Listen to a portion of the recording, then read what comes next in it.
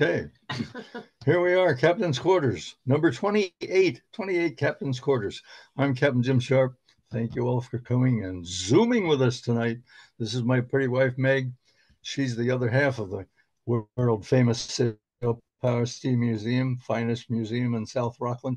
Oh my God, what a great thing it is. These Captain's Quarters presentations are really quite a lot of fun. Down in the lower right-hand side of the screen here, you're looking at all of these old schooner captains. They're a motley looking bunch, but they're a great bunch of people. Every one of them, whether they're bearded or not bearded, they're all sea captains. Most of them have had their own vessel, and they work on it. They break their knuckles on it. They break their backs on it in the wintertime, and then they sail them in the summertime. Glorious sailing around the mid-coast area. Of course, tonight we have a wonderful program for you. Bob Trapani, he's going to show us some of his incredible photographs. Bob is really an amazing guy. He not only is a photographic aficionado, he's also a philosopher, and he's written a couple of books, really great books.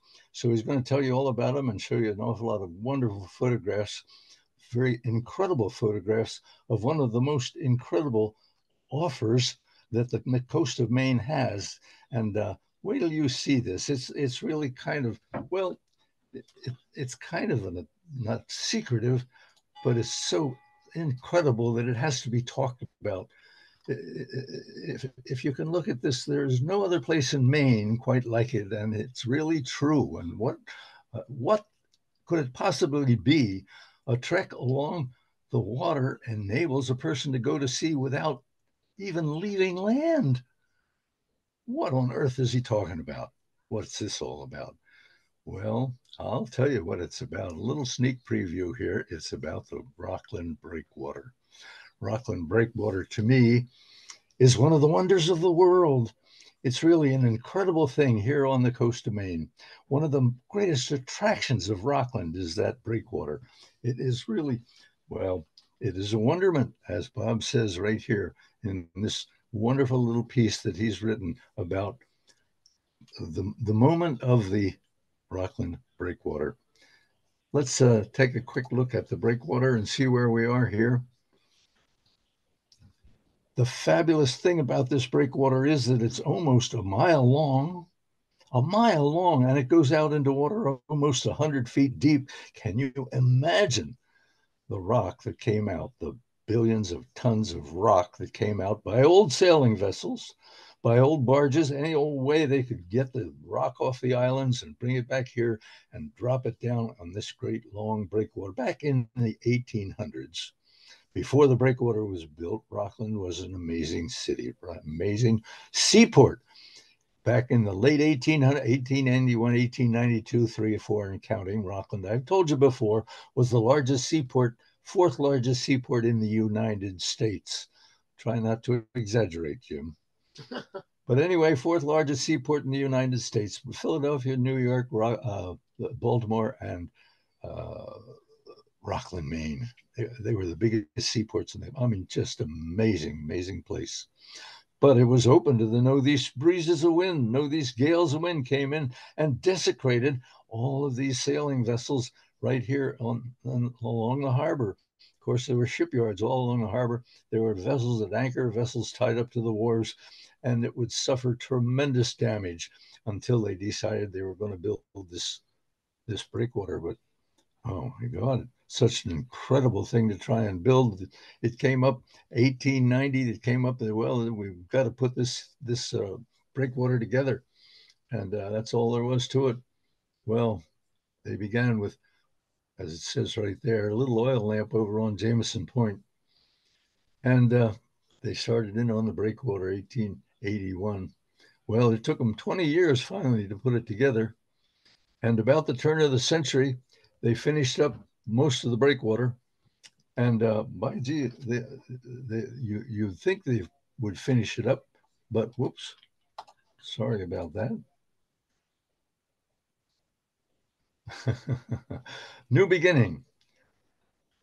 About 1900, they finished up the laying of the stone. The stone, of course, so much of that stone had to go down there. It had to be pyramid shaped because all the way down in the bottom, 100 feet deep, had to be quite wide or the whole thing would tip over with a gale of wind. So it's pyramid shape. And they got it all done. They got it all finished up. And at the high tide, my God, the water came right over top of it.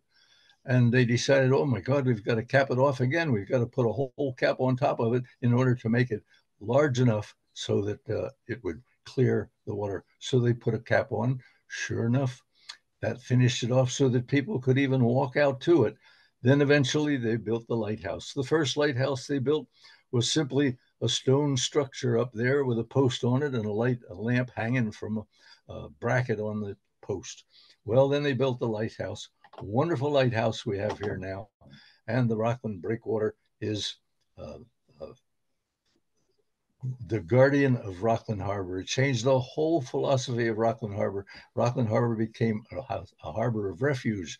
Wonderful harbor. Now the sailing vessels go in and out Rockland Harbor. Beautiful sailing vessels all the time from the Maine Windjammer Fleet and others. I know people are always giving us things at the world famous Sail Power Steam Museum. And this little vessel here, peat color catch called the Morning in Maine, it was given to us a couple of years ago.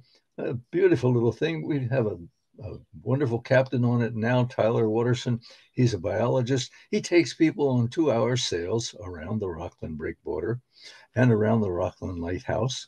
And he goes out past the Owl's Head Light. You get a couple of lighthouses, 2-3 lighthouses. You can get out into Penobscot Bay, take a 2-hour sail, put this on your bucket list, 2-hour sail on a morning in Maine throughout the harbor of Rockland.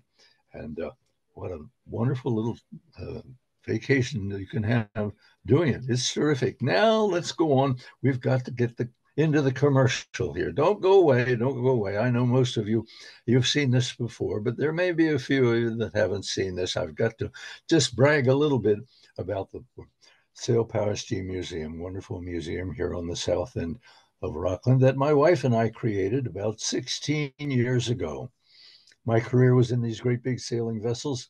I own 4 of the biggest ones in the coast of Maine here, the Old Adventure, the Stephen Tabor, the Roseway, and the Schooner Bowden. And I was so excited and had so much memorabilia left over that I decided when I was 75 years of age, I ought to open a museum. So by gee, that's what we did. I flunked retirement. My wife and I opened this museum. The upper left there, that's the museum building, the original museum building. And from it on both sides are these additions to it. The one on the right, pardon me, the addition on the right there is our steam house. We have 12 running steam engines in there. Wonderful steam engines. You can hear them go chuggity chug, chuggity chug. Over on the left side is the dynamite pace and chandlery. A chandlery that is stuffed solid full of maritime nautical memorabilia. Just an incredible, you could go in there and sit for an hour and look around and not get tired of seeing something new all the time. It is stuffed full of incredible pieces of vessel. Everything from belaying pins to bilge pumps. Way over on the right in this picture, you can see a boat, a little whaleboat there. Well, that little greenery there, we decided we got to do something about that greenery. We'll have to put something there. So we got a schooner, a 70-foot schooner, great big, actually ferro cement schooner. Over there on the right side now, 2019, we dug a hole out there and we put this schooner in it, so that you can go out there now and you can climb aboard that schooner. You can stand at the wheel and have your picture taken. You can get the feel and the ambiance of a sailing vessel and never have to worry about getting seasick. It doesn't rock, but it's a beautiful big schooner. Well, we decided we've got to put something around that schooner in order to have it as our frontispiece. So we built a new building, and this is the new building down on the right here, the Wing on Wing building. It's a beautiful building, great big building, great huge doors in it, and we have great big boats in there, big antique boats in there. We have the Light Horseman that discovered Penobscot Bay in 1605. We have a beautiful big steam launch, 35-foot steam launch in there with a beautiful woodworking filigree on it. I'll show you that a little later on in one of the other pictures.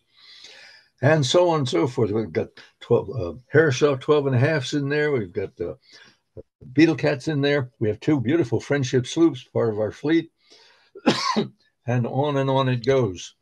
Over in the lower left, that is part of one of our displays. We have a beautiful Arctic display on the schooner Boden. The schooner Boden took 26 voyages way up to the very north, to the Arctic and the northern part of Greenland, went in there, got herself aground in and out of the vicissitudes of a research vessel up there. They didn't know where they were back in the 20s. They had no charts and went through all kinds of dangerous situations.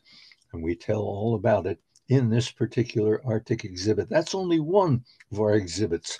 Donald McMillan, as I say, 26 voyages above the Arctic Circle, came back every time, never lost a man, never hurt anybody seriously. An absolute incredible story. Schooner Boden now is our flagship for the state of Maine, flagship for the Maine Maritime Academy, and we tell all about its history with a lot of memorabilia from the old Boden in our Boden Arctic exhibit. Well, let's continue on now. One of the things that really I get a big kick out of, I get such a big tickle out of this, and you know, if you looked at any of these captain's quarters presentations, I go off on this skiff program, Sail Kids for Free. I go, oh my God, is that an amazing thing? We take kids from 8 to 14 years old.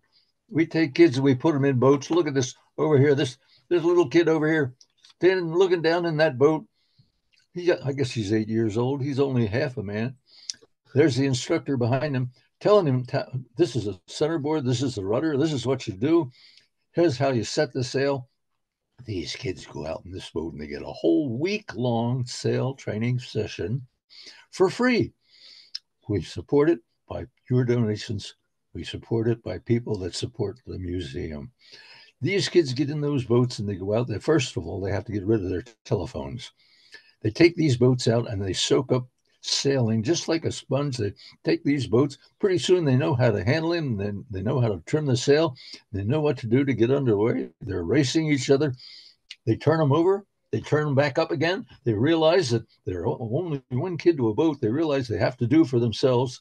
They right that boat up again and they head out and with their buddy over on the right-hand side there, they tie up together, they sail together, and they race each other. Competition is the name of the game. Look at this little kid down here in the lower right. My God, can you see the smile on his face? He is just having the time of his life.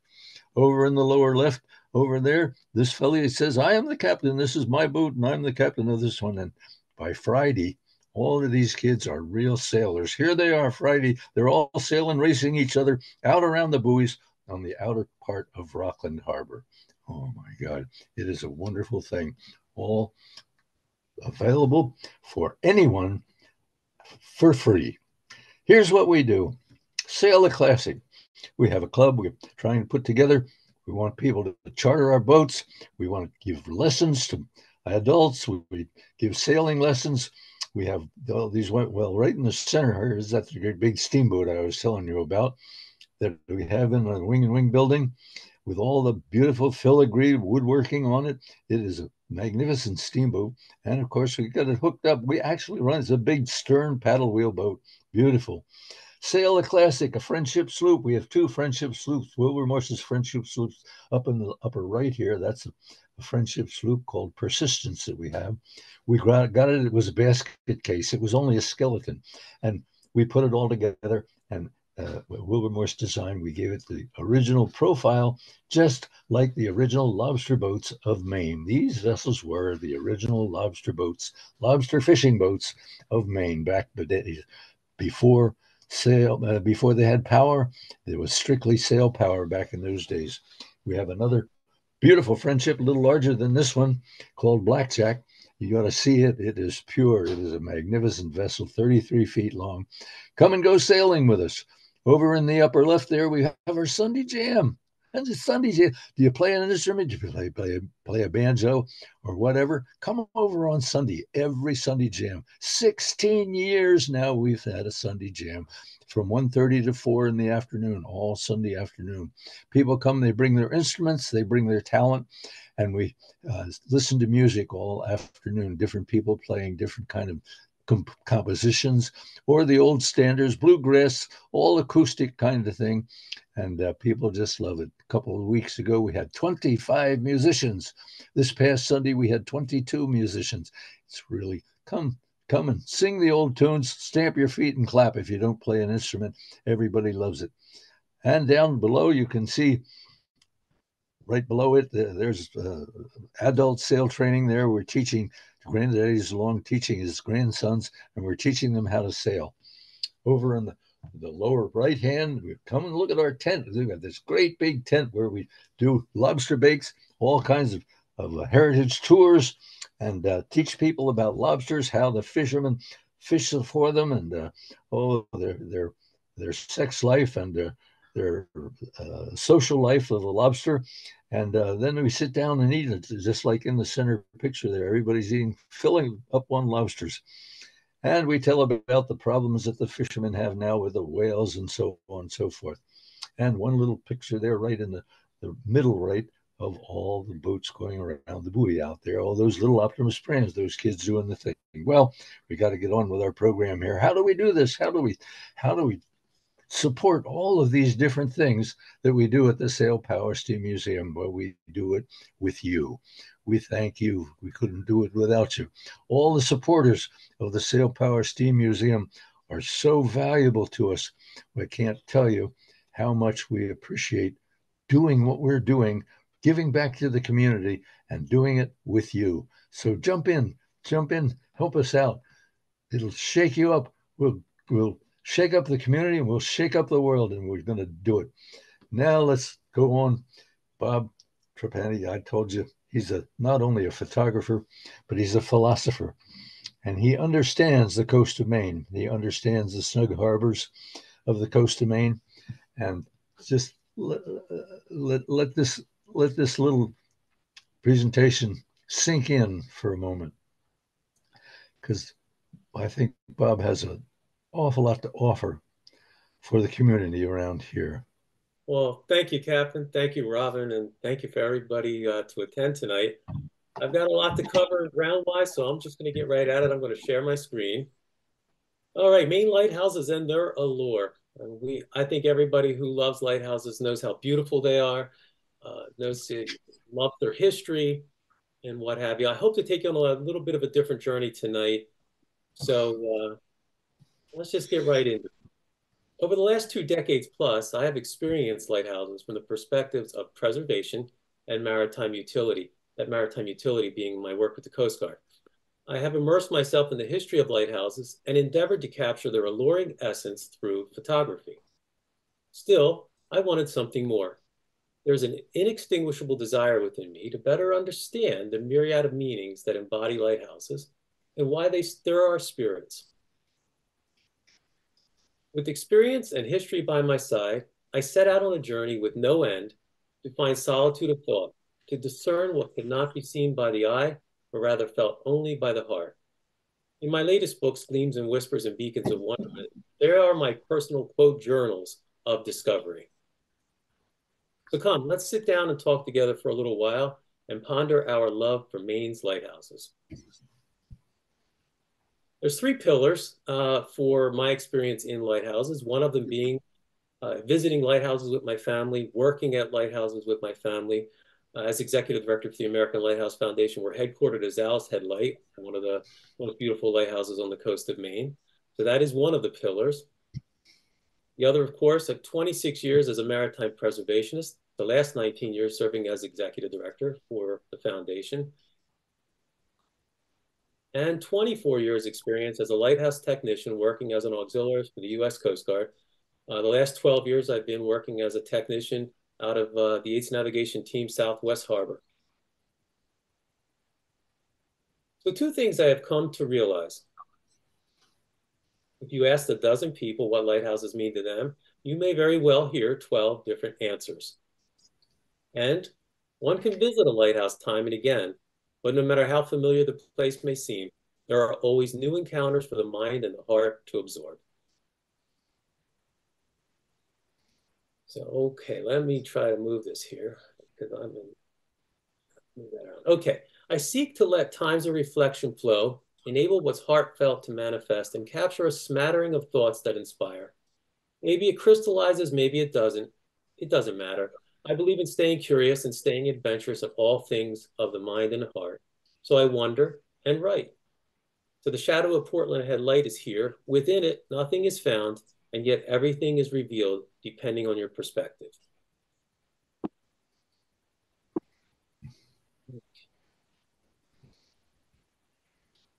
There are times when I'm not sure what I'm hoping to find along a lighthouse path. Their gilded past is adrift, and the present whispers promises that surely must fall short of the heart's yearnings. Yet the quenchless query beckons, and so to the lights I journey. This is Ram Island in East Boothbay, and this picture just really spoke to me. I just looked at this path, this wooden path going towards the lighthouse, and it did inspire the thought that I just shared with you on the left. And of course, one of the things that always walks with me during these adventures or work or what have you at lighthouses is history. And I love this old automobile that was once at Isle La Ho Lighthouse. I don't know if it's still there, but that day I visited, it was there, and it just added so much to the moment. So I look for, quote, doors into history at every opportunity, and when they open, I walk through. On the left, you're looking at the reflection of Fort Point Light in Stockton Springs along the oil house door. And on the right is it's from the keeper's house, opening the one side door, looking out at Petite Manan Island Lighthouse. And of course, keepers, let me move this again because this little thing gets in my way. Okay. Back to that. Keeping a good light was often a family affair. Teamwork was essential. So keepers, whether it be male or female, husbands, wives, and children, even sometimes their extended relatives, all played a role at these lighthouses, especially prior to the Coast Guard era. And just I thought I'd include some of these old photos just because I always love the team aspect of lighthouses. You have keeper William Williams and his wife Mary Abby Williams at Boone Island Light, and Clarence and Annette Schofield at Squirrel Point Light. They were at Squirrel Point in the 60s. Love this shot of Ida and Harry Dobbins atop Bear Island Light Station, which is at the entrance to Northeast Harbor. And for those who know our local history, you got Archford and Bertha Haskins at Owl's Head Light. They were keepers at Owl's Head from 1947 to 1953. And on the right, Amanda and Eugene Coleman at Bass Harbor Headlight. In both these pictures, I love the dogs in that and how pets were also a very big part of light station life as they are in our lives today. Hervey and Mabel Watts with their children Fillmore, Winona, and Irwin at Libby Island Light Station. Actually, Hervey was a head keeper. He actually was a surfman at the Whitehead Island Life Saving Station prior to taking the job at Libby Island in 1919, and he stayed at Libby Island until the 1940s. So a very long time to be at an offshore lighthouse, and one that was as remote as Libby Island. And of course, we talk about pets. Thomas Sorkett was keeper of Wood Island Light with his dog Sailor. And we have a lighthouse fog bell ringing dog. It's like Spot at Owl's Head Light, and there were many others. And they're just great. The steamers that would go by, the fishermen that would go by would love to sound their horns. And these dogs like Sailor or Spot at Owl's Head would just love to go up to that bell, yank on that rope and ring that bell. And it was just a big kick. And of course, the visitors always loved seeing something like that occur.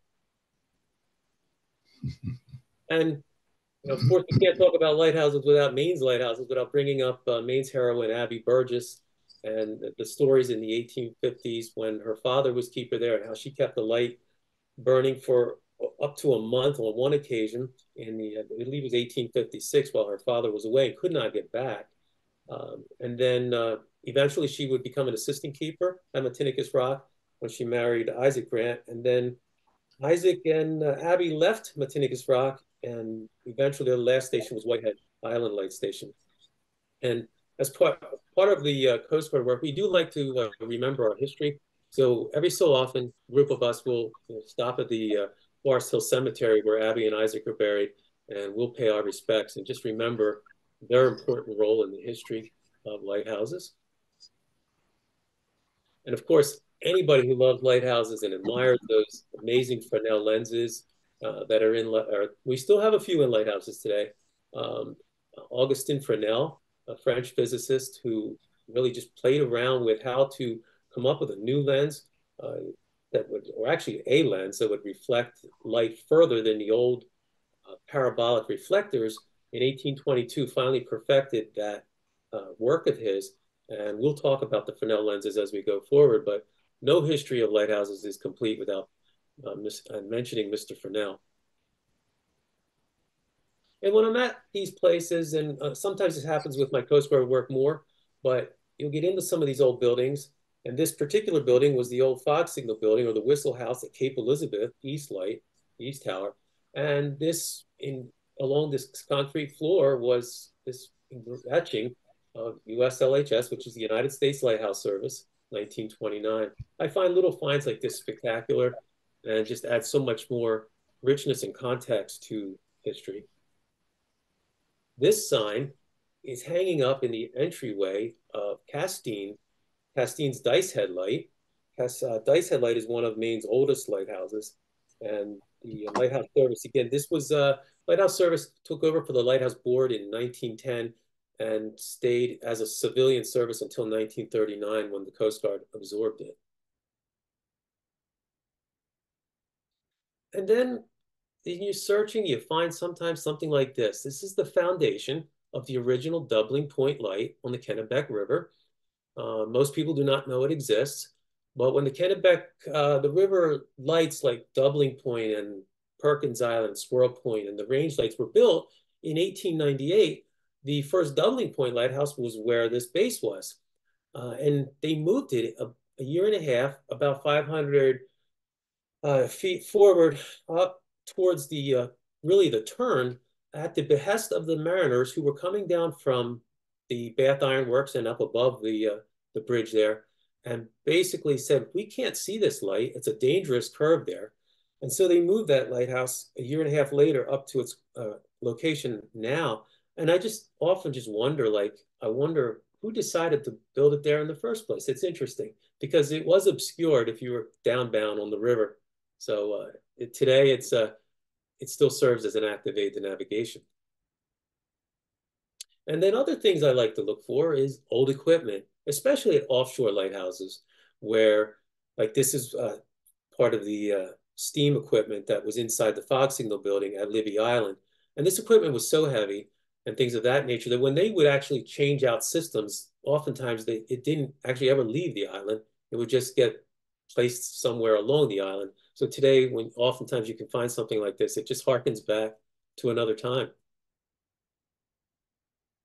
And of course, anybody who's visited Portland Head and this stump and this plaque for Henry Wadsworth Longfellow, who purportedly would sit here and look out at the sea after he walked down from town or from city and would talk to the lighthouse keepers and just imagining what he would think about and how many of his poems, and of course the poem The Lighthouse, which a lot of people are familiar with, how much of that was influenced just by being at Portland Head, sitting in its shadow, looking out at sea, seeing those vessels come and go. I'm sure a lot of his work was influenced by such experiences. And of course, history is not all in the field, as I'd like to say. So many museums also have history, and there is, if you're a lighthouse person, the Maine Lighthouse Museum is a must-see, has the largest collection of lenses in the country, and also Coast Guard and life-saving as well. But the lenses here are just breathtaking. The largest lens here that you see on the right, the tallest one here, that's a third order from Matinicus Rock. And to the far left is the second order lens from Petite Manan Lighthouse. So let me move this. Okay. We often mistakenly think that history stopped when the keepers and their families were removed from the lighthouses. History has not stopped. It may look different, but as long as the lights still stand and shine, new chapters are being written. So this photo, and this photo actually inspired that prose right there on your left, is Goat Island at the entrance to Cape Porpoise. And I was struck by the sidewalk. The sidewalk just stopped. But as you can see, the lighthouse is beyond it. And to me, it spoke of the fact that the history has not stopped. And so I was just, those types of little things inspire some of these writings. And we are still making history. The Coast Guard still maintains 55 lighthouses along the coast. There's 66 still standing, but 55 are still active aids to navigation. Of those 55, 37 still have their foghorns. So for the offshore lights, the Coast Guard will fly these Jayhawk helicopters. I've spent many trips on these. The air station out of Cape Cod, they have to actually, it takes about an hour and a half, 2 hours for the helo to come up to Maine. They used to pick us up sometimes in Owl's Head, but lately, in the last few years, everything's been coming out of Bar Harbor, and then from Bar Harbor, we fly up and down the coast depending on what the day has in store. And of course, sense of place is huge. So on an island, there's a deep-rooted way of life. The ways are old, and its abundance is of a different kind. There is freedom to relish and a hardiness sure to refine. And this picture is of Little River Light at the entrance to Cutler Harbor. Just a beautiful 15-acre island. Today, it's one of the lights owned by the American Lighthouse Foundation. It's an overnight stay program. Anybody wants to stay at a lighthouse, this is the place for you. And then accents inside a lighthouse. This was during the days when Connie and Dee Dee Conover were caretakers at Curtis Island Light. So this was probably taken, I don't know, maybe roughly 14 years ago or so. But I just love the way they had the arrangement in their window there, and just adds to that concept of life. Of course, the Conovers were not keepers in any traditional sense, but it was people on the island caretaking and sort of harkened back again to another time and place. This is a view from the top of Moose Peak Light. It's like 5 miles southeast of Jonesport, for those not familiar. And it is on an island called Mistake Island. And I never understood the name of it, Mistake Island, because it is a beautiful island. And the view this day was just amazing. But anybody who's followed lighthouse history knows that Moose Peak was one of the foggiest places in all of the United States, routinely in the top 3 for its sound signals sounding the most hours in a given year. So I'm sure keepers didn't always get to see this view, probably days on end, maybe weeks on end at a time in the summer when the fog really stuck around. And of course, this is Little River again. I love the way the shadow on the left, looking down from the tower, and the top window would have been where the keeper's bedroom was. And thinking about how often the keepers through the night would have had to continue to look out that window periodically and just make sure that light was shining, because they didn't stand watch all night like at some of the lighthouses. This was just a one keeper station. So they did have to rest, but I'm sure it was never a fully restful sleep, because through the night they had to make sure that light was lit. And then of course on the right, looking out from the house at the lighthouse, and just what a view they would have had year round. And when you talk of a sense of place, this is Egg Rock, lighthouse near Bar Harbor with Champlain Mountain behind it. I zoomed in on this, of course, to give it this angle, but there is no other lighthouse in Maine that has this type of view where you have such a majestic mountain behind it like that. It just, I know Curtis Island, where the mountains meet the sea, comes a little close, but Champlain Mountain is just amazing sitting behind Egg Rock Light. And this is for fun, as the lighthouse has always guided mariners, but on occasion they give directions too. And it was just a sign that the Friends of Seguin Island Lighthouse had up at the top of the lighthouse. Interestingly enough, Seguin Island is not Maine's tallest lighthouse. That title goes to Boone Island, but it's Maine's highest lighthouse. The light itself shines 186 feet above sea level because of the height of Seguin Island, and it is home to Maine's only first order Fresnel lens. And of course, weather. Well, maybe not all of us love weather, but I love weather year round. It doesn't really matter. And weather played a huge part, not just in lighthouses, of course, but in shipping, in fishing, everything. Weather impacts your life on the water. It impacted lighthouses. This picture was taken on the Rockland Breakwater during some Arctic sea smoke. And I've climbed over rockweed-covered ledges. I stared in the face of northeast gales, and I've trudged through waist-high snow, searching for the many facets of the elusive meaning attached to lighthouses. Along the way, I've obtained a deeper understanding in every new sight, sound, feel, and smell of the sentinels. And smell is true. At a lot of these lighthouses, especially the ones offshore where there's not a lot of times where they get the open air inside, you can walk inside, you smell the diesel still from the diesel generators that would have been inside, and just the overall aspect of a damp environment. So if you were blindfolded and somebody put you inside a lighthouse, that it has a distinctive scent, you would know you were inside a lighthouse in some of these places. And of course, the proverbial light in the storm. And that just, to me, has not only a practical sense, but also a spiritual sense where, you know, that light against the darkness concept. I love this picture. This was the BRB 25 at Rockland Breakwater. I was outside and the rain on the panes had distorted the view, but I thought it was so artistic looking. It was just an interesting moment to see. And then we talk about that light in the storm. On the left, looking out from the keeper's house at Marshall Point, and on the right, atop Pemaquid Point light during a big storm, and those seas just smashing up against the ledges there.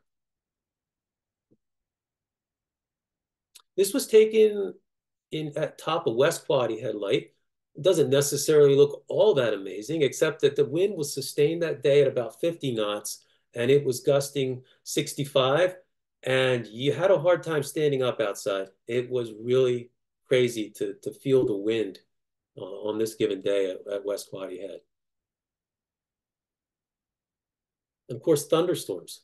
That's another summertime thing that is always interesting to watch, especially when the storms just start to move in. When you see that leading edge, it's so ominous. And you only have so much time, of course, because once the deluge arrives and the lightning comes, you don't want to be anywhere around, but it is really fascinating to see these storms move in. Because I'm at Owl's Head Light a lot of times, and we have such a perch there, when you can watch the storms coming from Rockland or coming across Camden out over Penobscot Bay, it is just amazing to see those storms start to interact as they do. So here's another shot of a storm coming from Rockland out towards Owl's Head. And again, these are the times where you snap a few photos, you feel the wind picking up, and it's like, all right, we better head for the house. And of course, Maine has some wave-swept lighthouses. This is Whaleback Lighthouse at the entrance to the Piscataqua River, just off of Kittery. So it's Maine's most, if you want to say, southern lighthouse. And this lighthouse gets buffeted in any kind of storm of substance. You'll see seas really wrapping around this entire tower and sometimes going completely over the tower. It is really impressive. And just imagine being a keeper in something like that and feeling that tower shake. This is taken from Long Sands Beach, looking out at Noble Light in York.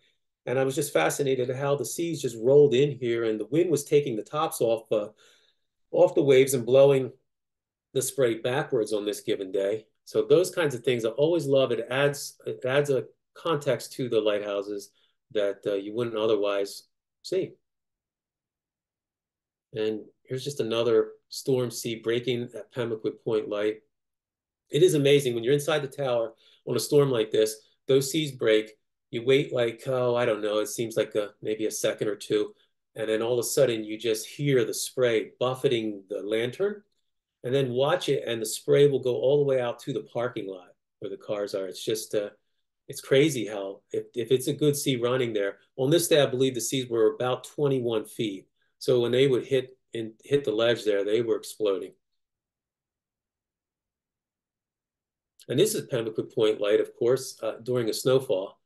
And if you notice the lantern, you can tell always from the direction of the snow when it obscures the lantern panes, in this case from the northeast, And that would have been something of a no-no for the old lighthouse service keepers. It was regulation that if you were not permitted to let snow, ice, or even salt spray accrue all over those panes, you had to make sure they were clean so that the light had its most strength going out to sea.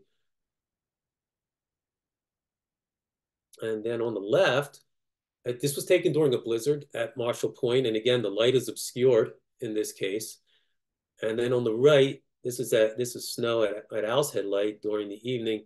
And I love with that fourth order Fresnel lens in the lantern and how it just illuminates the snow, which oftentimes is chaotic. It's going in different directions at the same time as the wind just swirls around the area there. And of course, this was taken during a snowstorm. You'll obviously recognize it as Rockland Breakwater Light. So you had a piece of rockweed here. I was drawn to it because it really looked almost eerie in a sense. And it was a complete sense of desolation out on the breakwater. You couldn't, there was nobody around, the wind's blowing, but you just got a sense that you might as well have been 100 miles away. Of course, you were just a mile offshore, but you wouldn't have known. You couldn't see anything beyond just how many yards away from you. So it was an interesting experience. The walk back was not good because you walk right into the face of that, and that was bad. But this one, the Kennebec River range lights on the Kennebec River, this is the range front light. And I remember this day because it was just, there was no wind and it was quiet. And that's what struck me. It was like no cars, no people, nothing, just quiet. You couldn't hear it. It was an amazing, tranquil moment. And you think to yourself, how many times keepers and their families must have absorbed this kind of moment from time to time. I'm certainly they weren't all sitting around all the time waiting for the next moment of serenity to show up, but oftentimes I would hope and think that oftentimes they took it in and they absorbed it and bottled it, so to speak, in their memories. And of course, you got a northeast storm here at Owl's Head Light, and because of its perch, it's the lighthouse sits on almost an 80-foot bluff, so its light shines 100 feet above Penobscot Bay. And because of its perch, it does look pretty impressive when you get a snowfall and you can see it from the southern end. It's very magical. And then you've got after the storms. And I always find this time period fascinating. You hope the sun comes out, and here you're at the Rockland Breakwater, but there's no path.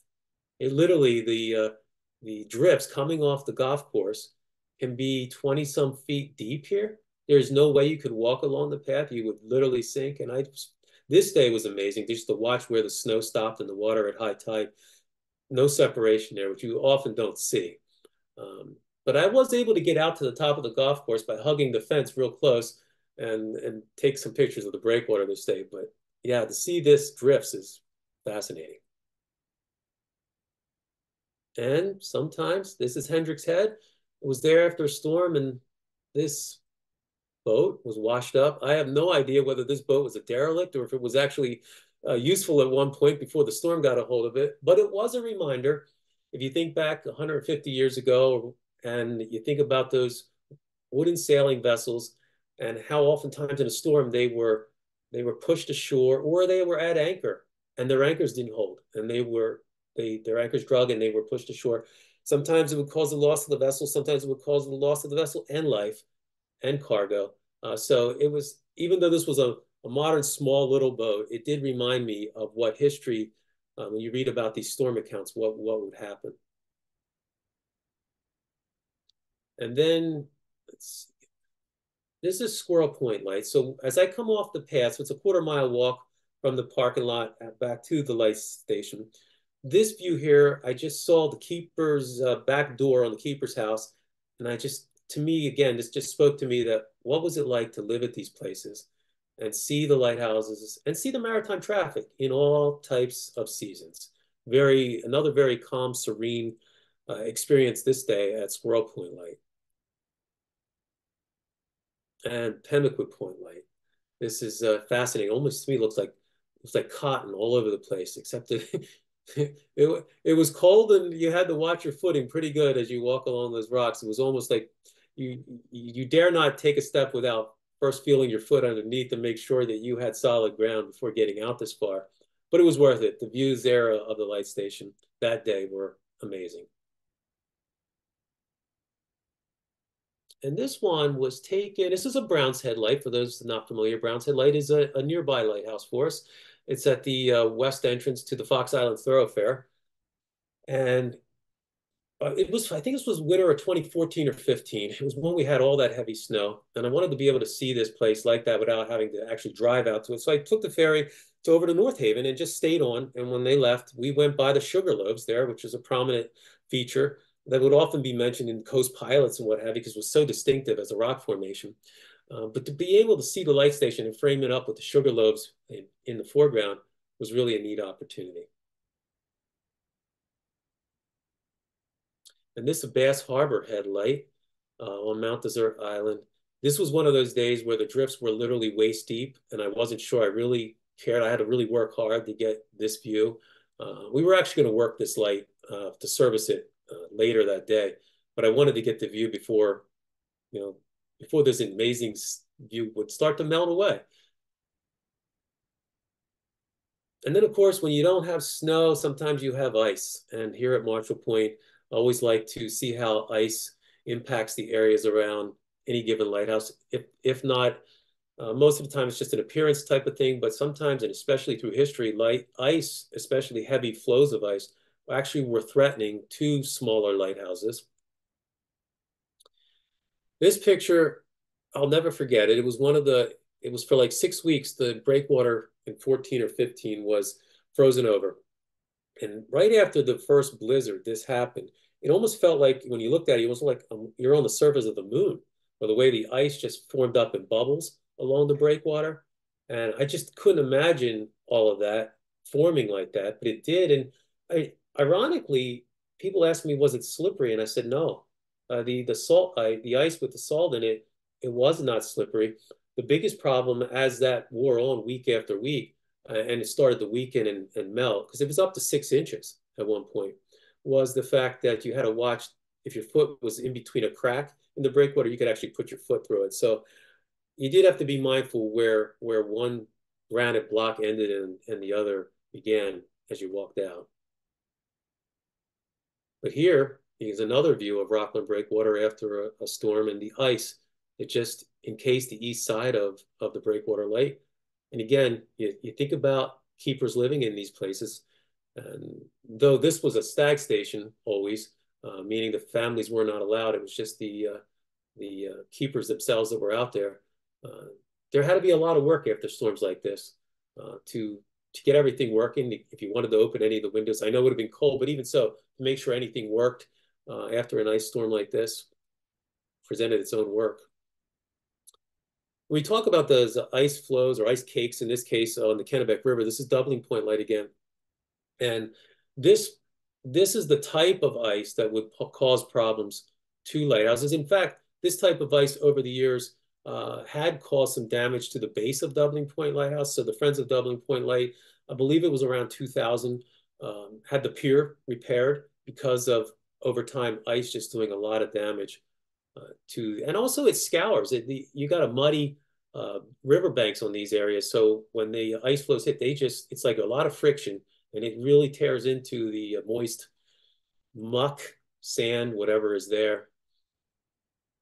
This is a picture, if anybody remembers, it was December of 2013, that big ice storm that we had. And I remember driving up through Lincolnville, and it just looked like a war zone. All the telephone poles down. People were without power for a period of time. And in this case, you can even see, it's hard to see, but if you look on at the lantern, you see the pole that's there. Well, that little light that's on the outside, that was an emergency light, and it was at the top, but the weight of the ice actually brought it down to the level of the glass panes. And it was about the same amount of thickness that was on these trees that was on that lantern. And there was no scraper that was going to take that off, which made me wonder how the keepers, I know they use glycerin and things of that nature to keep the panes clean, but I guess if they didn't let it accrue, they could get it off easier. But if you had it on there, I don't know how they got that off easily. And this was taken at Rockland Breakwater after one of those ice storms. And it was an artistic thing. Of course, the keepers would have never let this happen, but we're in modern times, so these things happen. And I just love the way the artistry of the light coming through the ice itself. So it's just something I said, I got to capture that. Because oftentimes with these things I've learned, you may see something once, you may never see it again. You may see something even somewhat similar that reminds you, but oftentimes it's a once and done.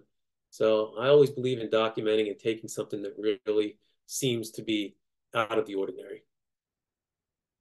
And of course, if you're going to talk about weather, you got to talk about Arctic sea smoke.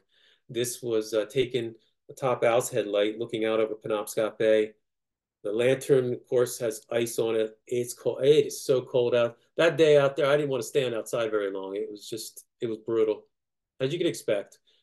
But the best place, I think, to view Arctic sea smoke is really at the Rockland Breakwater. So as I like to say to people, it's the best seat in the house in the winter if you want to see this vapor, these rolling banks of vapor sea smoke coming in. And you can see Owl's Head Light shining in the distance, but that is one ominous view. And then you think, I've watched the ferries as they leave Rockland and they go right into this and disappear.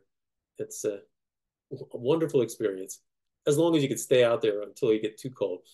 This was taken at West Quoddy Headlight in Lubec. A similar circumstance. I think it was -8 this day, but I love the way the sun backlit the sea smoke on the water, and it has almost like an otherworldly type of feel when you see this kind of thing. And this one was at Marshall Point, Arctic sea smoke, but interesting. The only time I've seen personally that I've seen Arctic sea smoke in the afternoon. Usually that's a morning thing when the temperatures are well below zero. But on this given day, the temperatures were dropping through the course of the day. I think this was like 2 years ago. And I said to my son, Dominic, I said, well, let's go down to Marshall Point. I said, there might be a chance we see some sea smoke because by the time we got there, it was below zero. But I never anticipated seeing what we saw there. And again, backlit by the sun as it was setting. Just a beautiful experience that I've not seen before, and who knows if I'll ever see again. Back to the Rockland Breakwater, this Arctic sea smoke view. I just love the way the shadows, the sun playing with the shadows across the breakwater. It's almost like it really is steaming. I like to say the sea's burning. It's burning cold.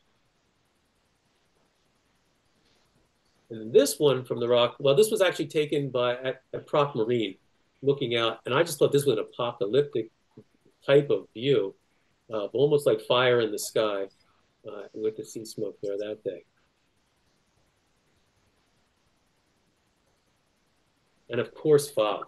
Fog is another one of those things. So this particular day, I've never seen something like this, and I'm sure Captain Sharp had seen this, but I had not seen something like this. This particular day, the fog was literally, you could watch it cascading.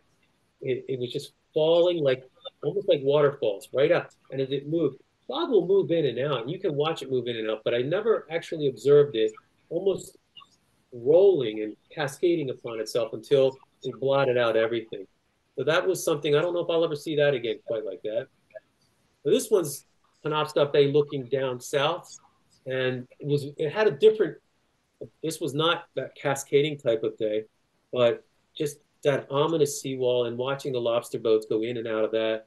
I know I remember a pilot boat went down through as well and just disappeared. And, it was just interesting. Your imagination really goes. So this is at West Quoddy Head in Lubec, and nothing can be discerned by the sight. Everything must be, quote, seen with sound. And again, I'm sure the captain can tell you about when you've got fog, you're not only taking your soundings, but you're listening. You're attuned to everything so much more because you can't see too far in front of you. And it's the same at a lighthouse. You're not going to see. So the foghorns played such an important role. And though they weren't totally reliable in terms of as aids to navigation, meaning that sound bounces. So you could be right off of the lighthouse and not hear it, but then 3 miles away you hear the horn. It can really do strange things. But the foghorns were a big help to navigation. And this particular lighthouse, West Quoddy Head, was one of the first lighthouses to get what they called a fog cannon in the 1820s. So I can imagine the keeper going out and setting these charges off once every so many times in the fog, and then thought, well, geez, in moisture, how did that even work? But they made it work, but it was also dangerous. So eventually they obviously moved it. It was not efficient either. And then Little River Light, Cutler Harbor in the fog. Lubeck Channel Light on the left, which is in the narrows up there between Lubeck and Campobello Island, and Pond Island Light on the right, which is at the entrance to the Kennebec River. And this is Egg Rock Lighthouse and Bar Harbor. On this day, we were in a 26-foot boat heading towards Egg Rock. Couldn't see for the longest time, but you know by your electronic navigation where you are. And then suddenly the lighthouse starts to appear as you get closer and closer, and it's just an interesting phenomenon. The shot of Moose Peak Light, I had mentioned earlier how this is one of the foggiest places, not only on the Maine coast, but in the United States year after year. I also like to look for unique perspectives. In this case, this was some unwanted water intrusion. It came through the lantern door at Owl's Head Light on one of those westerly rainstorms. But before I wiped it up, I noticed the reflections, and I said, I have to take a picture of that. It's just so cool. Again, it goes back to just sometimes you can find something artistic even when you don't want water in a lantern room like that. And this is a view of Pemmican Point Lighthouse with the bell tower. And those who have been following the storms that happened in January, back to back, that bell tower, its east and south walls were destroyed. So I'm hoping the town of Bristol, I think they will rebuild it, but right now that building looks like it went through a war, because it did go through a war. And again, unique perspectives. They're both Doubling Point Lighthouse on the Kennebec River.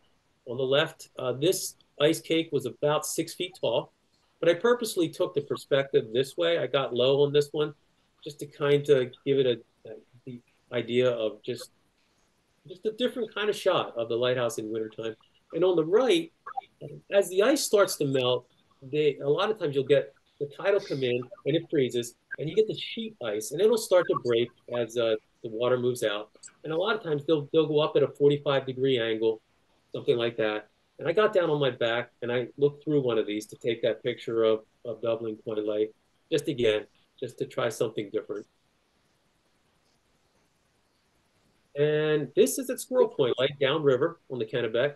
Same deal, ice cake is on shore, but it has this hole in it.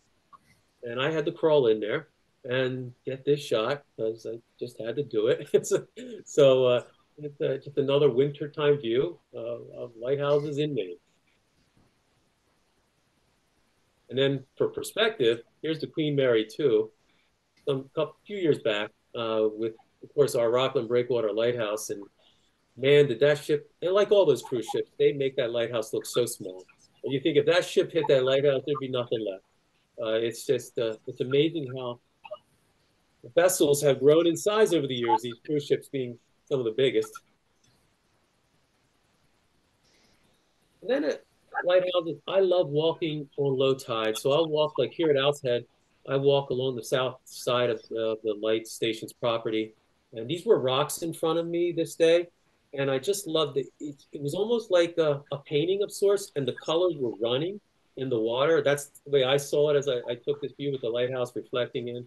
And so these are the type of views that I'll look for. Sometimes they're there, sometimes they're not. But when they are, it's like finding gold. Another one at Owl's Head Light in the winter. These icicles forming on the oil house below.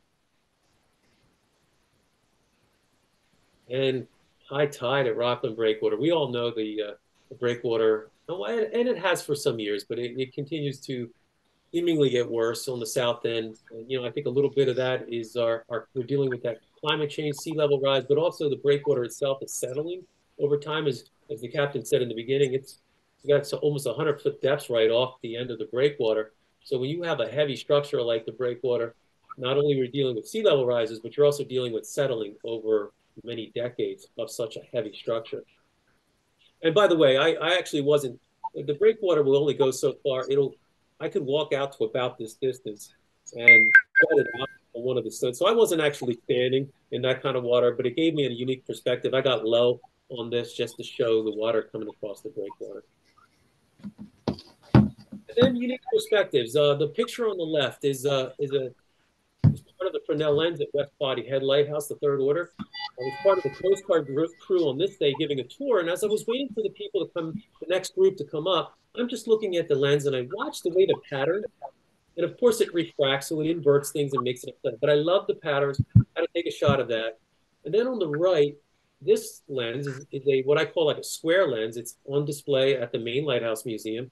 And if you look at the bullseye of this lens and you go from right to left, to me it almost is like a time warp of sorts, the way it distorted with the light.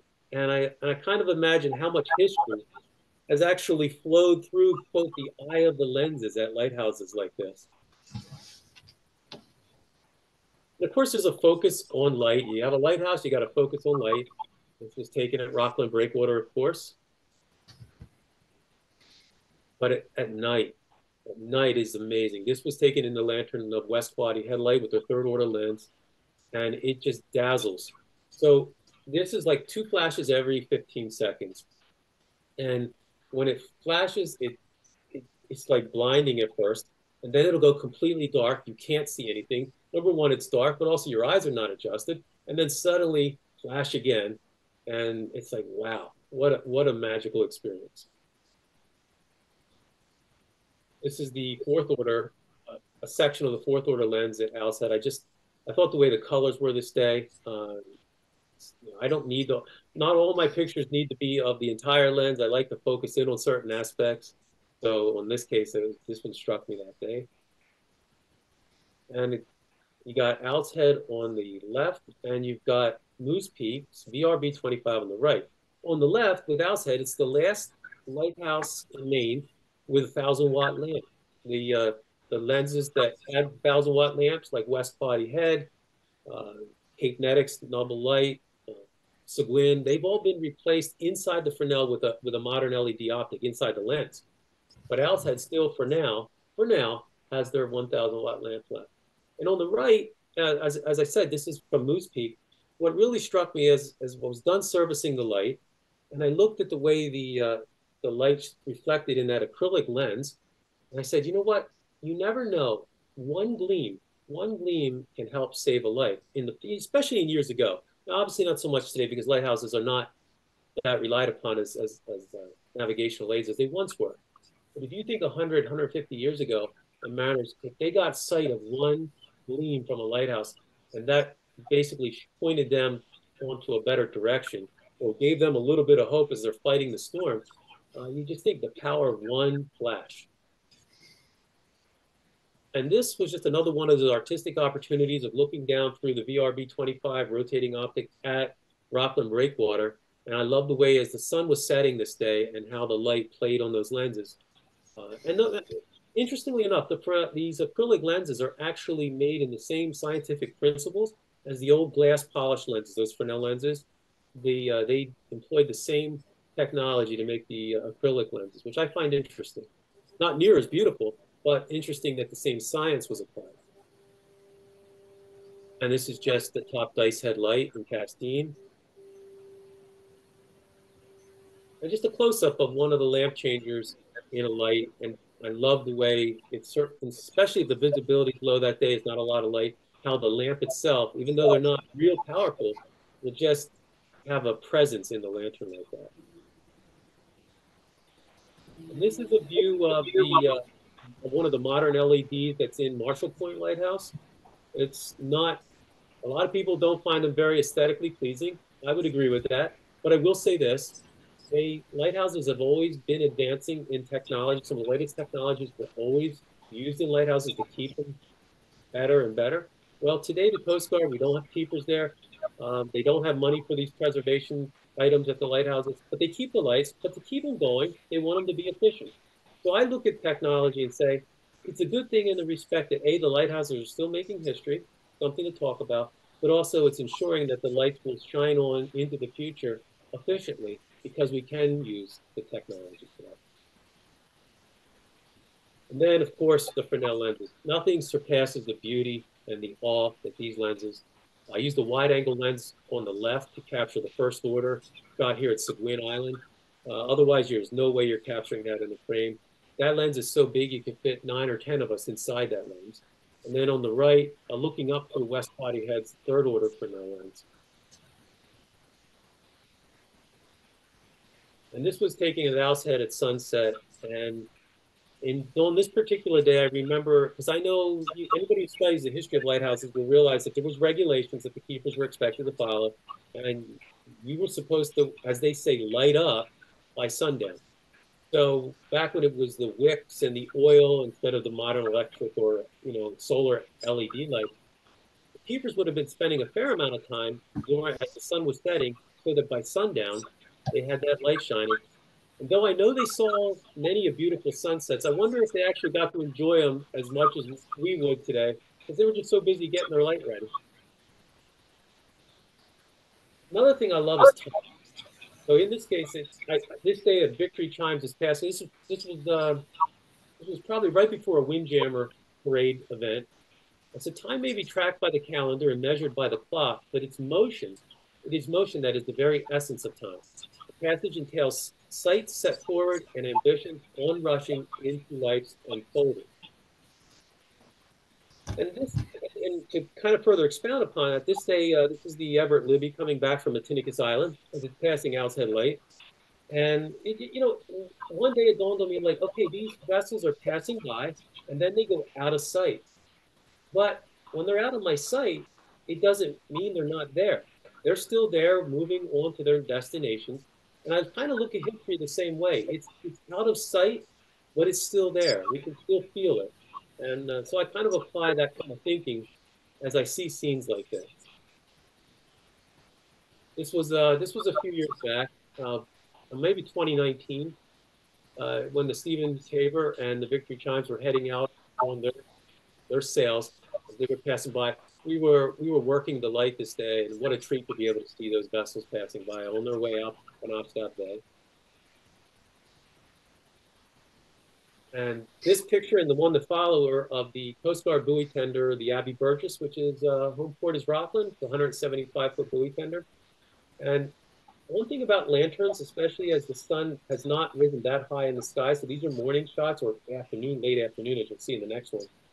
I love it because the play of the light, the shadows, to me, this reminded me of almost like a time warp. If you see the movies, like of anything like of space or just that kind of concept of thing. Here's this vessel, and it looks like it's coming out of some sort of time warp. And then here's from the Rockland breakwater light of the Abbey returning to home port. Same kind of concept, the way the setting sun and played with the view of this through the lantern was just fascinating.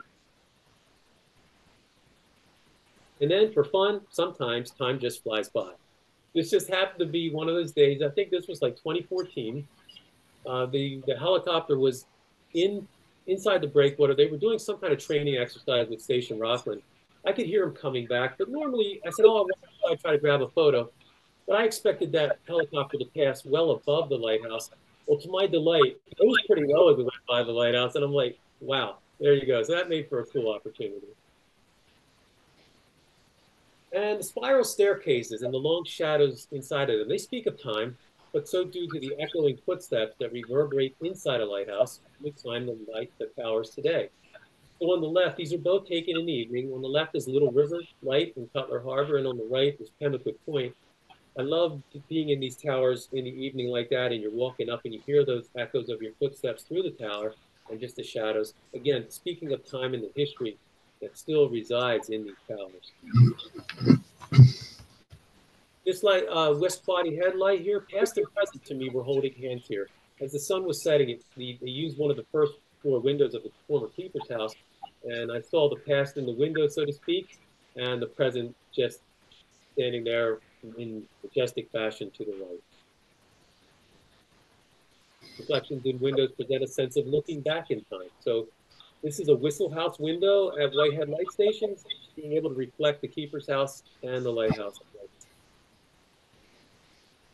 And then reflections in tide pools are another kind of window into time or window into another world, worlds within a world.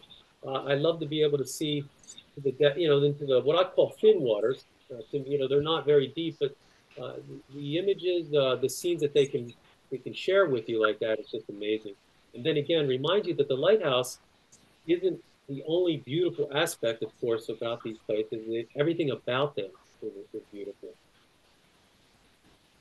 And then both of these are a Portland Head, my And the one on the left, where you have the tower reflecting in the tide pool, uh, to me signified that lighthouses are like exclamation points in these beautiful areas. It's like a wow factor along what is all we all know is a beautiful coastline in Maine. And just two more, just this little splash of water at Marshall Point. I decided, can I find something there? And I was able to do that. And of course, Squirrel Point on the Kennebec River, um, another one of these where you just think about the flow of time and that river was flowing by. And in this case, it was going upriver because the tide was coming in. So it was pretty neat to watch. Some shimmer at Indian Island with Rockport Harbor. And then sometimes they really distorted with these reflections. Rockland Breakwater on the left and Spring Point Ledge Light in South Portland on the right. I'm fascinated to see how, the images and how they get compressed and then they come out and they flip over, they're inverted. It's amazing. I could spend, literally a half hour watching something like that. And I tell people when you're at a lighthouse, of course, you're going to look up at these stately towers, but you also want to look down and all around. And like I said, I like to go out at low tides in these different areas and see the natural life that exists, whether it's sea urchins or just beautiful, uh, just the rockweed, everything that grows, the seaweed, everything that grows in these intertidal areas can really accent the lighthouses. And then, of course, when you talk about lighthouses, you got to talk about isolation. And some lighthouses are more isolated than others. This is one of two of Maine's, what we consider the furthest offshore, Mount Desert Rock, which is about 23 miles off the coast of Bar Harbor. And as we were flying in to service the light on this day, the vantage point we're at, we're looking straight across the Atlantic. If we could see, we'd see Europe. And it's just amazing. There's nothing out there. And it's not that high above sea level. So you can understand the stories that in history when they have bad storms at a place like the Rock here, the keepers and their families they would run for the inside the tower because it was the only substantial structure, of course, being constructed of granite that you couldn't trust that the house would actually stay uh, in any given big storm. And then this is as we came around. This is looking back at Mount Desert Island and Acadia, and you just think of the sea there, and it's like this big divide. And in the wintertime, especially if you were a keeper out there was no way to traverse that divide. You were stuck out there. And I've often imagined how they must have wondered how life was like on the mainland, and did anybody even remember they were out there? It had to be very lonely, or was. This station was actually automated in 77, 78, and I'm sure the Coast Guard keepers were glad to get off of that. There's another offshore lighthouse site. This is Libby Island, and it is at the entrance to Machias Bay. And this is just very, very isolated light station. It's elevated too, and interesting enough, it's about 65 feet in elevation. And if you see the Whistle House that's closest to you, uh, the seas during one of the January storms, I think it was the 13th, actually walked all around that Whistle House. You can see from the flotsam and the brick and the matted grass how high the seas were. And I'm like, this place is, we were there like on February 2nd servicing the light. And I'm like, I cannot believe how high the seas were here. But it was amazing. Another isolated place, Boone Island. For those not familiar, it's off of York and Kittery, about 6 miles. And again, these are only 6 miles, but it might as well be 600. Maine's tallest, and another one of those lighthouses that's not very high above sea level as far as the ground. And keepers have history throughout history would run to this tower as well to get out of storms and hope that the site survives. And of course, Matinicus Rock is another one of Maine's most isolated. Uh, you leave by what ferry to go out to Matinicus Island. What is that, about a 20 mile trip or so? And this is about 5 miles southeast of Matinicus Island. So it's a 32-acre rock. And you think about the stories that Abby Burgess being in the lighthouse. And at that time, the towers weren't 180 feet apart. They were actually connected side by side to the 1846 Keeper's House. But the seas coming from the southeast side and coming completely over that rock, I couldn't imagine the fury of something like that. And then in 1950, I know when Stan Hiller was keeper out there, uh, he had written into the Courier Gazette of how the seas knocked out the lantern panes in the South Tower, and they couldn't keep the light working for a while, and it just all kinds of damage on this place. So this is a bad place, despite it having land around it. A bad place for storms. This is actually on Matinicus Rock on a January day. I think this was like 2020, and it was completely quiet. Again, no vessels around at all. You're just looking out to the east, and it's just nothingness. And again, imagine being at a place like this all through the winter, and how that had to take a toll. Even if you liked isolation, I think at some point it had to get old. And you had children out there for so many years before the Coast Guard took over. Quite a life. Saddleback Ledge, another one of those isolated lights. It's only about 6 miles off of Vinyl Haven. It's in East Penobscot Bay, between Vinyl Haven and Isle of Ho. But this is notoriously a bad place. One of the roughest to land in Maine. Lives were lost here by keepers trying to land here. And I know even today, from a Coast Guard perspective of servicing this lake, it's very difficult to get on this. You really need about a 1 foot sea, and even with that, the surge around this ledge is unbelievable. Flying into Petite Manan Island, which is its closest harbor is probably Korea. In Prospect Harbor, it's probably the closest harbor there. But this is Maine's second tallest lighthouse, built similar to Boone Island. It has a different base. And anybody familiar with Petite Manan Island knows this is one of the seabird protection islands. So puffins and terns and razorbills, what have you, all call this place home during the summer. Halfway Rock Light in Casco Bay, another wave-swept place, another place for keepers dreaded. This is actually halfway between Cape Small and Cape Elizabeth, so literally on the outer edges of Casco Bay. Maine has a few of these lighthouses that a lot of people don't know about, but they were extremely important to mariners coasting up and down from Boston to Nova Scotia and back. You wanted these seacoast lights to help you along the way. So in Coast Guard work, I often say to people, to who I work with, I'll say, we're walking in the steps of the keepers and their families. So the shot on the left is a bunch of light keepers. On the bottom, of course, is the crew from, this was a few years back, but from AIDS Navigation Team Southwest Harbor. No longer lighthouse keepers, but we are keepers of the lights. And then on the right, all three images taken from Mount Desert Rock. During the upper left is of the lighthouse service, civilian service. On the right, when the Coast Guard was staffing it, I think it was during the 50s in this case.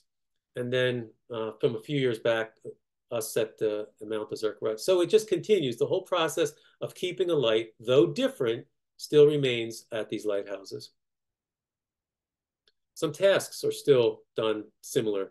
On occasion, you'll still sweep out the lanterns like they did in times gone by. And we'll also pay tribute sometimes to what we have seen from photographs. Like on the left here is St. Croix Island, the international historic site between Calais and the Canadian territory. So the National Park Service and Canada Parks share in the oversight of St. Croix Island. And on there is this stone. So keeper Elson Small on the left with his wife Connie and their friends. So one day we just decided to take a picture and kind of mimic that. And in the same way at Heron Neck, Coast Guard keepers in the 60s and aids and navigation, lighthouse technicians today, polishing the lens. These are both at West Quoddy Head Lighthouse, or cleaning the lens, I guess was more what we do today. We don't actually polish them like they did, but we will clean the dust from them. And this was just a fun one on the left. My friend Mike on the left, him and I said, look, Connie, whose husband was keeper, it was his first station there at Lubec Channel Way. I said, they have this picture. Let's kind of recreate that. So we had some fun recreating that. And on the right, the Keeper Strout and Keeper Hilt, different eras at Portland Head. And these were lighthouse technicians from South Portland, still walking in the steps of those keepers prior, still keeping the light.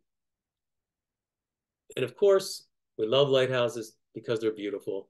And they're beautiful in all seasons. Curtis Island Light, for those not familiar, the entrance to Camden Harbor.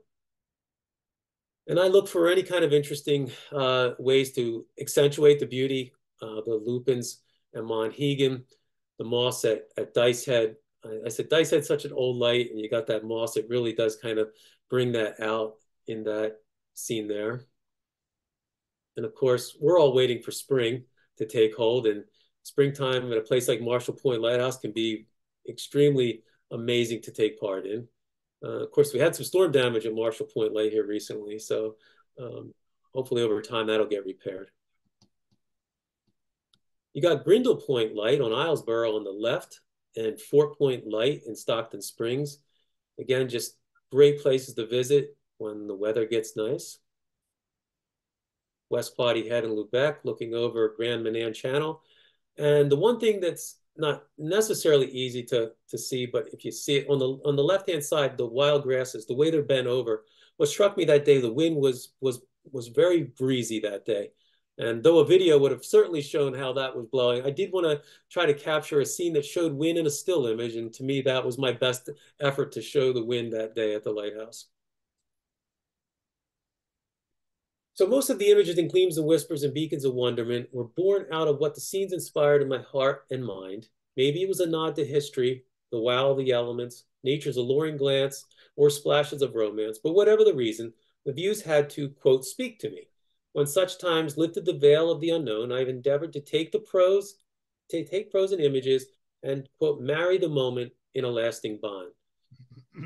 So Gleams and Whispers was my first attempt at one of these prose books where I could take this imagery and share my thoughts. So I have 7 images and quotes that I'll share with you on this one. So let's go do that.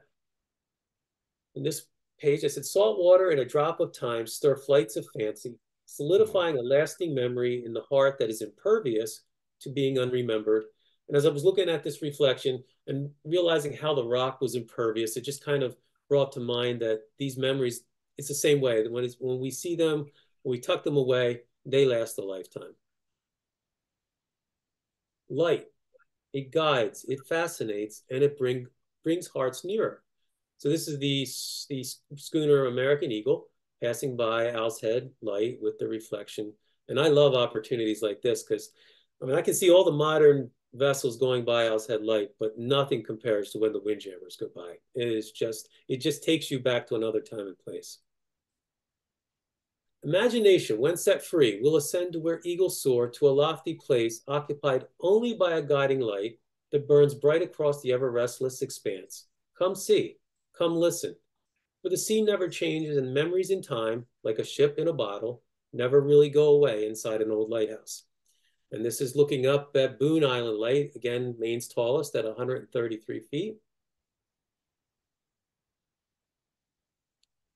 Lighthouses have always been part real and part spiritual. Their physical attributes are readily seen and understood, but not so their symbolism and extraordinary essence. It is in their symbolism where lighthouses demonstrate their transcendence, eluding every undertaking by time and evolution to quell their relevance. And this day, the way I think it was one of Camden Harbor cruises on this one, and when Captain Dominic turned the boat around, the way the wake played with the water there around the lighthouse made for an interesting photo. So it was just something I had to take at that moment. Why do lighthouses standing sentinel amidst the sea of isolation captivate our imagination? Might it be the intrigue that envelops these distant lights is found in their uncanny ability to stir the soul and conflict the mind? Is it loneliness or contentment? Is it forsaken or liberating? Is it misery or happiness? And this is Matinicus Rock, of course. And I think the answer to those questions is probably it's a little bit of both at different times. And if keepers were very honest, they'd probably tell you it's all those things and more. And solitude never walks alone at the lights, for romance, mystery, and wonderment are always close by. A reflection of Pemmican Point Light. And one does not need to reside at a lighthouse to live at a lighthouse, for they are deep, emotional places where many feel more alive than at any other abode ever encountered. And this is Whitehead Island Light at the entrance to Muscle Ridge Channel. And from my latest, Beacons of Wonderment, we'll take a look at 7 other quotes and images. On an island, there is a deep-rooted way of life. The ways are old, and its abundance is of a different kind.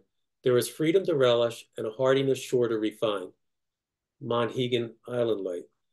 And oftentimes when you see the dots, these quotes are much larger, but for time and just for space, I pull out just a segment of these for each of these.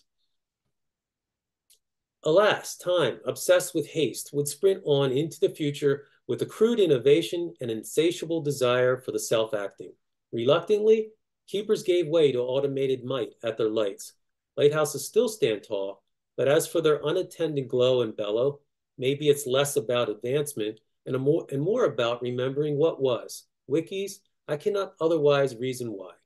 And for those not familiar with the term wikis, lighthouse keepers love to affectionately call each other that because in the days when they would light up those wicks with the oil, instead of keepers, they'd like to call themselves wikis. So Cape Elizabeth's light on the East Tower, Cape Elizabeth, that is a majestic looking structure for a cast iron lighthouse. Very, very elegant in its own right. Within the routine and amidst the familiar, amazingness is discovered between layers often paid no heed.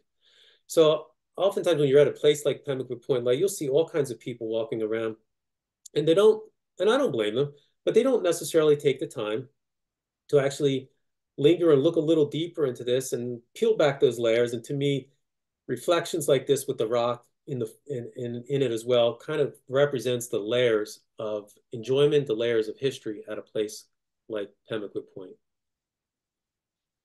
Islands are bantam worlds unto themselves, adorned in wild greens and buttressed by ancient ledges. These sanctuaries of serenity shimmer in allure upon a sea of restlessness. A blue expanse separating the worlds apart serves as a buffer from unhindered disturbance and the guardian of their pristine essence. This is again Seguin Island Light, not far from the entrance to the Kennebec River off of Popham Beach. Awesome place. Within this spiral of time, much in the way of lighthouse history still traverses. Such an inner sanctum is where the seen and unseen are conjoined evermore, sharing in the majesty of every unfolding moment and memory etched. Its amplitude is astounding, its lofty crown aglow indoors. I'm looking up through Pemmican Point Lighthouse.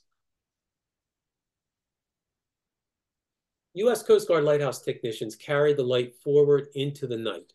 Not the nights of a future unknown, but tonight, the only night that matters. In the tomorrows to come, their dedicated efforts will yield the same steadfast light, but a time-honored legacy is built only one way, one day and one gleam at a time. And this is one of my co-workers, Chase, inside of Dice Head Light in Castine. So cherish every gleam of light and doleful tone of the foghorn. Absorb every echo along a spiral ascent and the beauty that abounds from the glowing pinnacle aloft. For even in modernity, lighthouses are still adding to their stirring memoirs and weaving a heartwarming love story that has no end. Embrace the goodness of lighthouses that yet shines in ways both perceived and implied. Your heart will discern the balance. And this is at Little River Island in Cutler. In the end, I do realize that I'm searching for something I will never fully discover. Despite that, I'm continually urged on by the notion that doors into the past can still be found in places where we least expect them. There is much in the way of joy on this journey of a lifetime. To me, joy is akin to light, a light not for the eyes, but rather the heart. And this is the Bufflehead coming back into Rockland, passing the breakwater light. So never stop wondering. That is my message, and that is my presentation.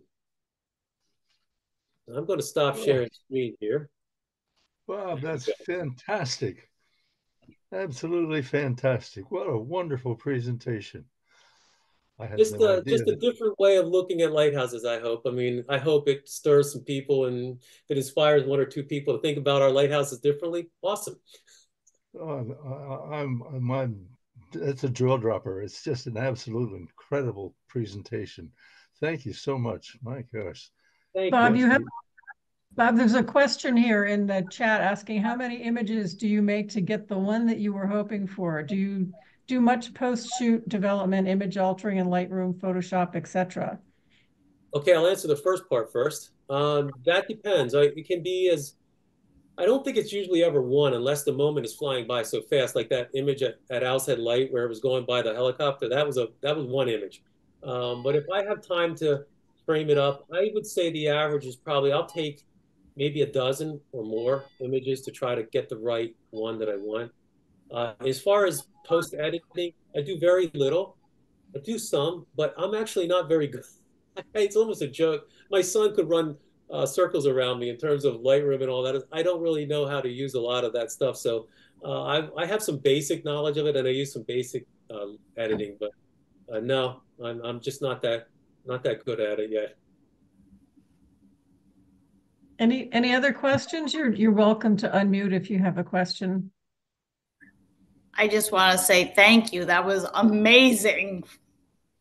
Oh, well, you're very welcome. Glad you enjoyed it. Fantastic, Bob. Absolutely fantastic.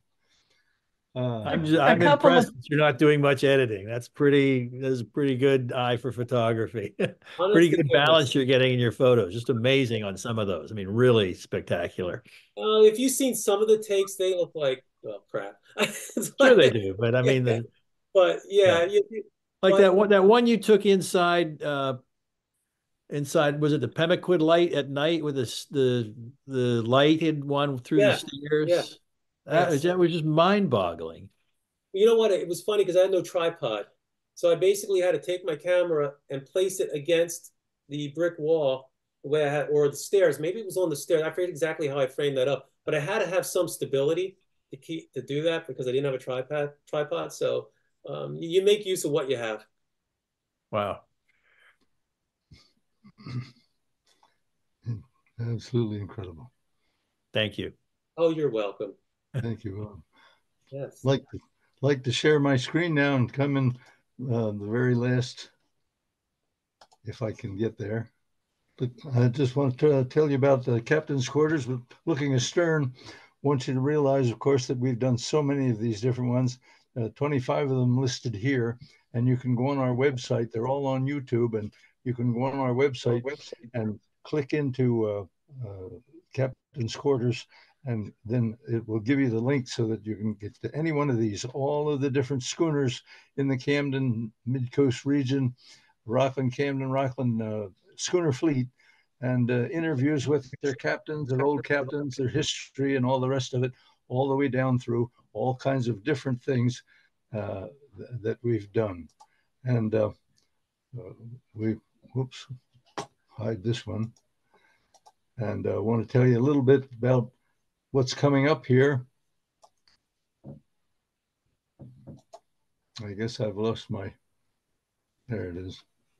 Looking ahead, we've of course done three this winter so far, and we have Bob Robidoux coming up here, bound for Cape Horn. Wonderful presentation, a lot of great author, wonderful books.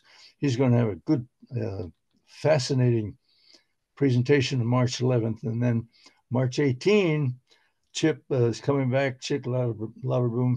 He's an old friend of the museum and has given some tremendous nautical paraphernalia. Well, he's quite a historian himself and an author, and he's going to do a presentation March 18th. So Chip is going to be talking about the shipwrecks of Penobscot Bay. So he does a lot of diving on them. That ought to be a good one. That should be a good one. Looking forward to that. If you get tired of all of that and decide you want something different, grab a copy of my book, With Reckless Abandon. I've, as I say, owned 4 of the big schooners here, and this tells all about the vicissitudes of owning a schooner and all the mistakes that I've made down through the ages. And 40 years of voyage in there. Those are my memoirs, and most of it's true. So I want to thank you very much. We couldn't do this without you. And thank you very much for coming. Thank you very much for listening. This is your last chance. If you have any more questions, speak up. Speak up now. Otherwise, we'll be saying good night. No questions? Well, I want to thank you, Captain Sharp and Robin. I appreciate the opportunity. So thank you. Thanks Boy, for thank joining you. us, Bob. That was great. Thank you, Awesome. Bob. That was an incredible, absolutely incredible presentation. Got to go back now and look at it again. I even had the shivers on those wintertime pictures. So did I. Thank you, sir. All right, you're welcome. Yeah, Have a good signing one. off. All right.